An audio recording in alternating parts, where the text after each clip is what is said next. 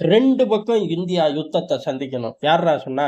எல்லா பேரும் சொன்னாய்ங்க. எப்ப பாரு இதே பூச்சாண்டி தான்.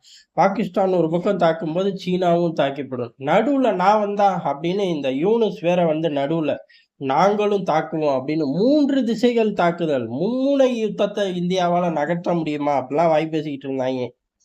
பைத்தியம் உச்சந்தலைக்கு ஏறுனா இப்படித்தான்டா பேசுவீங்க அப்படிங்கிற மாரி, இந்தியா இப்ப பாகிஸ்தானுக்குள்ள இறங்கி அடிச்ச சம்பவம், எதிரிக எல்லாரையும் தலைகீழ இருந்து தண்ணி குடிக்க வச்சிருக்கு. இது ஒரு பக்கம் நடக்க, பாகிஸ்தான நோக்கி இருமுனை தாக்குதல் வந்துருச்சு. ஒரு பக்கம் இந்தியா, இன்னொரு பக்கம் பலுசிஸ்தான் விடுதலை ராணுவம். ஏறக்குறைய 51 இடங்கள தாக்கியிருக்கார்கள். இந்தியாவோட இந்த யுத்த களம் தீவிரமாகும்போது, அவர்கள் ஒரு சைடுல 51 இடங்கள குறிவச்சு தாக்கியிருக்கார்கள். 71 தாக்குதல். இதுல சக்சஸ் ரேட்டுங்கிறத கால்குலேட்டே பண்ண வேணாம். ஏன் அப்படின்னா, இதுல 1 கூட அவனுங்க வந்து சாதிக்க முடியல. 71 தாக்குதல்லையும் யார் மைலேஜ் எடுத்தா அப்படின்னா, பலுசிஸ்தான் விடுதலை ராணுவம் தான். அவர்கள் இப்ப தெளிவா ஒரு விஷயத்த சொல்றார்கள். நாங்க பாகிஸ்தான மட்டும் எதிர்த்து போராடல. இங்க சீனா உள்ளுக்குள்ள இருக்கான். எங்களோட பிராந்தியத்த, எங்களோட கனிம வளத்த சீனாவுக்கு பாகிஸ்தான் விக்குது அப்படிங்கிறதா. பாகிஸ்தான ஒரு தீவிரவாதி அப்படின்னு சொல்லி பலுசிஸ்தான் அறிவிச்சுட்டான். இந்த தீவிரவாதி பயல இந்த பகுதியில இருந்து அகற்றுறது தான் எங்களோட ஒரே டார்கெட் அப்படின்ட்டாய்ங்க.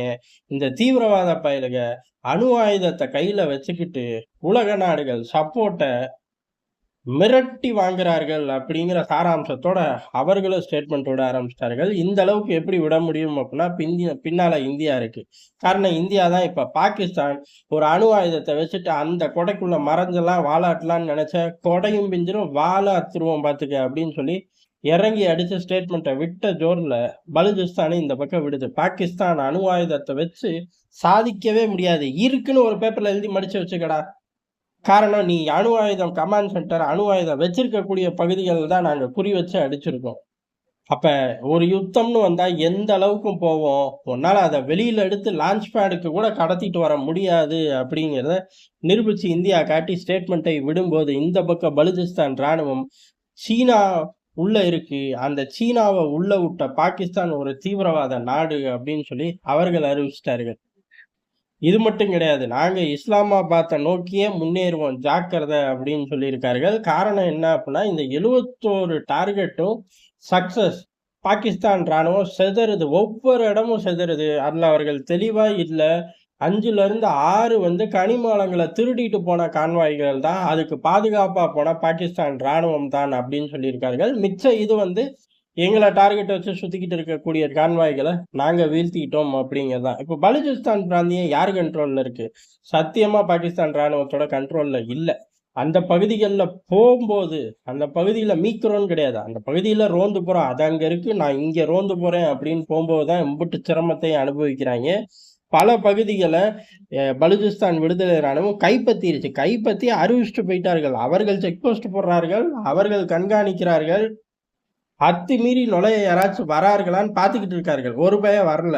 வேற பகுதிகள்ல தான் பாகிஸ்தான் ராணுவம் வருது, அடி வாங்குது, சாகுது அப்படிங்கிற நிலைமை. இதுக்கு நடுவுல வெவ்வேறு பகுதிகள்ல சீனா தோண்டி எடுத்துட்டு போறதையும் தடுக்கிறார்கள்.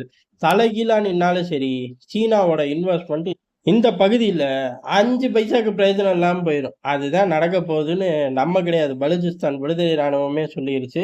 பாகிஸ்தான் தீவிரவாதிகள அகற்றக்கு இந்தியா எங்களுக்கு துணைக்கு இருக்கணும் அப்படின்னு சொல்லி அறிவிச்சிருக்கார்கள். இந்தியா மட்டும் கிடையாது, உலக நாடுகள் எல்லாரும் எங்களுக்கு துணைக்கு இருக்கணும்னு அறிவிச்சிருக்கார்கள். இதுக்கு நடுவுல பாகிஸ்தான் தூது அனுப்பிச்சிருக்கான்.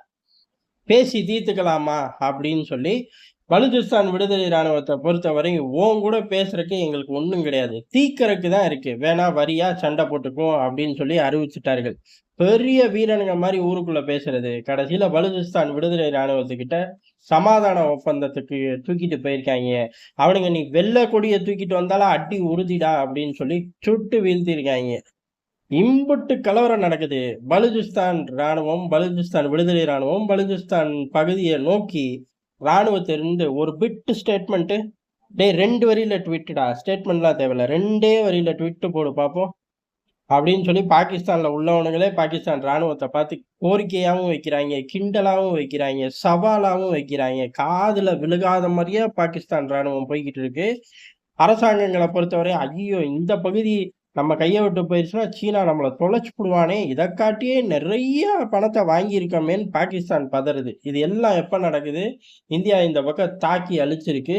ஏகப்பட்ட ராணுவ முகாம்கள் பஸ்மம். அடுத்த கட்ட வரக்கூடிய தகவல்கள், முக்கியமான ஆட்கள் தங்கியிருந்த பங்கரே தாக்கப்பட்டிருக்கு. இனிமே அந்த பங்கர் சைடு கூட தல வச்சு படுக்க முடியாம, புது பங்கர் கட்டுறக்கு தேடி ஓடிக்கிட்டு இருக்காய்ங்க. இவ்வளவு கலவரம் பாகிஸ்தானுக்குள்ள நடந்துகிட்டு இருக்கு. அதுக்கு காரணம் என்ன அப்டின்னா, இந்தியா வலுவா நிக்கிறதும், வலுவா பதிலடி தர்றதும், அணு ஆயுதம் அப்படிங்கிறத காட்டி, எங்கள மிரட்ட முடியாதுடா. உன்கிட்ட உள்ள அணு ஆயுதம் உனக்கு பிச்சை எடுக்க உதவுமே ஒழிய, எங்கள மிரட்ட கூட உதவாது. அப்புறம் எங்கிட்ட சம்பவத்துக்குள்ள இறங்குறது அப்படிங்கிற ஸ்டைல்ல வச்சு பாகிஸ்தான சிதைச்சுட்டோம் அப்படிங்கிறது தான் எதார்த்தமான உண்மை.